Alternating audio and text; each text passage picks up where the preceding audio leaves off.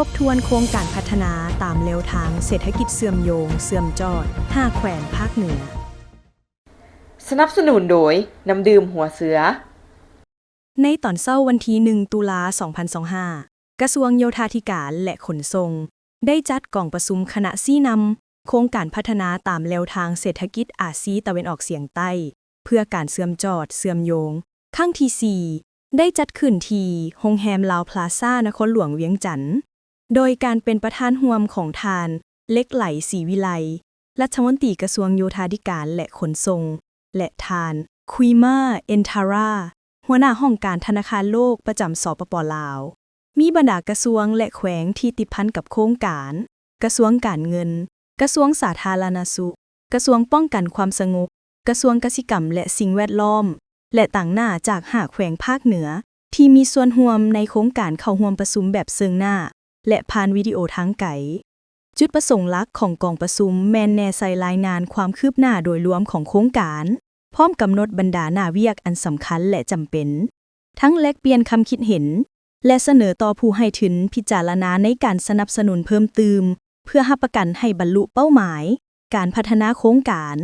ปรึกษาหารือข้อคงข้างและสิ่งท้าทายปัญหาที่ต้องการขอทิศชี้นำและเสริมขยายความเป็นเจ้าการร่วมกัน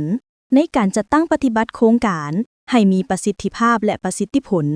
ติดพันกับการถอดถอนบทเรียนเสื่อมสารเข้าในการจัดตั้งปฏิบัติโครงการอื่นๆที่มีลักษณะคล้ายคือกันและปรับปรุงแบบแผนวิธีการเฮ็ดเวียกรับประกันความยืนยงหลังปิดโครงการ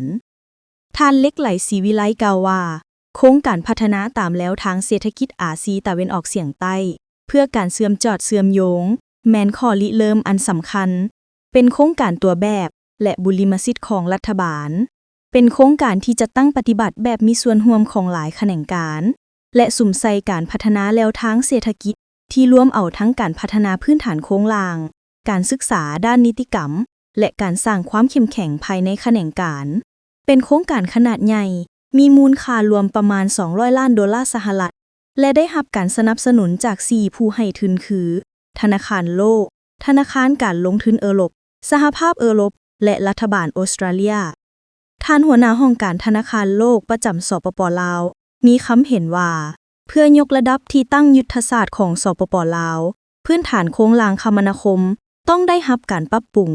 การยกระดับเส้นทางสิ่งอำนวยความสะดวกชายแดนเครือข่ายขนส่งสินค้าและขบวนการภาษีการสร้างนิติกรรมและพัฒนาการขนส่งหลายรูปแบบและการค้ากสิกรรมอย่างมีประสิทธิภาพแม่นบุริมสิทธิ์อันสำคัญที่สุดโครงการพัฒนาตามแนวทางเศรษฐกิจอาซีตะวันออกเฉียงใต้เพื่อการเชื่อมจอดเชื่อมโยงเป็นหนึ่งในโครงการที่สำคัญสอดคล้องกับแผนพัฒนาประเทศลาวเป็นทางผ่านเชื่อมโยงภาคพื้นและสากลที่จัดตั้งปฏิบัติใน5 แขวงคือพงสาลีหลวงนำทาอุดมไสไสยบุรีและหลวงพะบางโดยมีเส้นทาง13 เส้นรวมยาวประมาณ 281.87 กิโลเมตรความซื่นใจมีหน้าตาเป็นแบบใดหน้าตาซื่อๆแต่เห็นแล้วซุ่มซื่นหัวใจน้ำบ่ น้ำดื่มหัวเสือคุณภาพเหรียญคำระดับสากลตื่มความซื่นใจห่วงใยทุกเวลา